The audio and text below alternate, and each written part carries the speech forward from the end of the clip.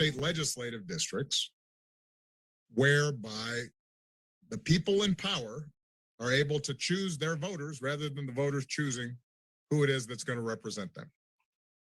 And I've said this before, both Democrats and Republicans in the past have engaged in political gerrymandering. There's no perfectly clean hands here. But what has changed is we have seen over the last decade or two, the Republican Party in particular embracing this particular strategy with great gusto and little shame. Such that, right now in Congress, generally speaking, Democrats have to win 4 or 5% extra votes just to get this representation that they would normally get if there was just a fair, nonpartisan, allocation of seats. Most veterans think buying a home without a large down payment is impossible. But with the VA loan experts at Veterans United, it's not. Just like helping your kids with math isn't impossible. Say carry the one. Carry the one, honey. Veterans United. We turn heroes into homeowners. And that's what NDRC was founded on, was to fight that particular pernicious strategy of weakening people's votes.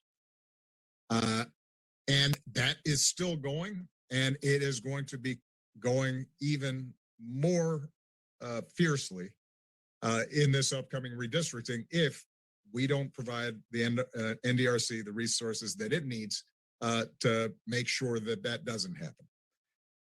Now, I want to add the third thing, which this part is new. Even with voter suppression efforts, even with political gerrymandering, the one thing that we hadn't seen before, that we kind of counted on, was the notion, well, at least the votes will actually be counted and some objective, nonpartisan body, whether it's a board of election or a secretary of state working with various civil servants, et cetera, they'll count all the ballots up.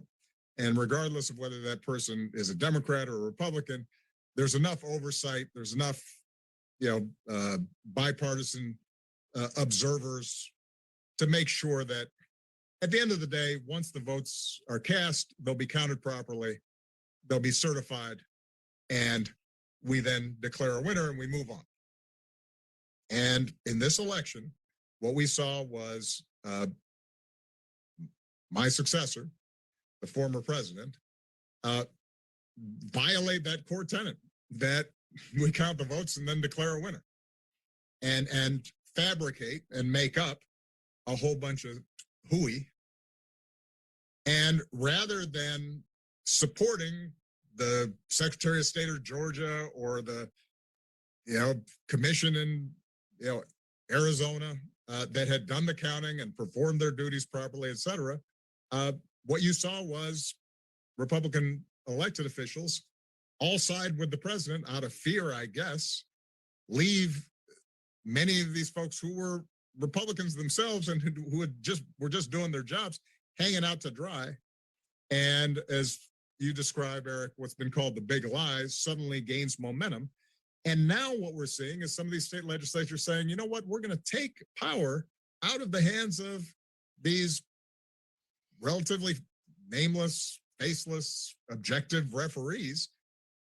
We're going to take their ability to just count votes and certify votes out of their hands. And we're going to take it upon ourselves as partisan,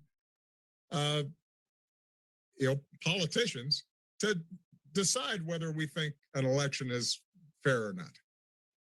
So that as bad as January 6th was, if we had a repeat in future elections in which, let's say, the Republican-controlled Pennsylvania legislature decided we're not going to certify all those votes coming out of Philadelphia because we think that those urban votes are shady. Imagine what would have happened. We would have had a worse constitutional crisis than we did. And part of what we're also seeing, by the way, is, and this is a little more blatant than we've seen in the past, legislature saying we're going to have one set of rules for oversight in, let's say, Atlanta, and another set of rules for the rest of Georgia. Now, what distinguishes Atlanta? I don't know. I guess there are more people there. What else? Yeah, I'll leave it to your imaginations to determine what exactly is going on there. Here's the bottom line. If we don't stop these kinds of efforts now, what we are going to see is more and more contested elections, contested not in the sense of healthy competition, but contested in terms of who wins, who loses. We are going to see a further delegitimizing of our democracy. And not only are we going to see more unfairness in terms of results and who is represented and who isn't, but we are going to see a breakdown of the basic agreement that has held this magnificent democratic experiment together all these years. And the only thing that's preventing that from happening is our sense of urgency and our willingness to do everything we can to prevent it. And that is going to require resources. That's going to require people paying attention. It's going to require public education. It's going to require us speaking out. I have every confidence that Nancy, working in conjunction with Chuck Schumer and Joe Biden and the others, and including people like Joe Manchin, are going to figure out a way in which there is an up and down vote on the For the People Act. But that's only going to happen if we create an environment in which everybody knows what the stakes are. And that's why support for NDRC is so absolutely vital. As I argued before the vote on Senate Bill 1 as amended by Joe Manchin, I didn't think that was a particularly shouldn't have been a particularly controversial bill. It was one in which Joe Manchin went out of his way to try to find compromise with Republicans. I think it is entirely appropriate for Republicans to say that we want to scrutinize every aspect of this bill. We have our own proposals to make sure that elections are fair.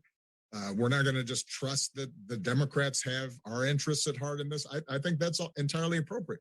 What you can't do, what the Republicans can't with a straight face claim, is that after we saw January 6th, after you justified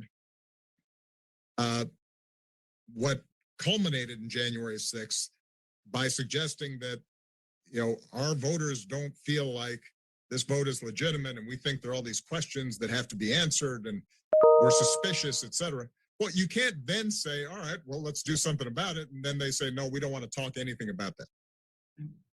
That can't be right. And what we can't also allow Republicans to say is the only kind of voting we think is fair is when our voters, or who we think are our voters, are allowed to vote, and those who we think are not going to vote for us are not allowed to vote. That also can't be the answer. That can't be fair. We have to challenge that basic premise, and we have to publicize and make sure that the American people understand the stakes. You guys are helping us do that. I'm grateful for you, and I will do anything I can to make sure that we keep pushing this boulder up the hill until we get there. So thank you, both of you. Thank you so much, Mr. President, for those remarks. Before we turn to questions here,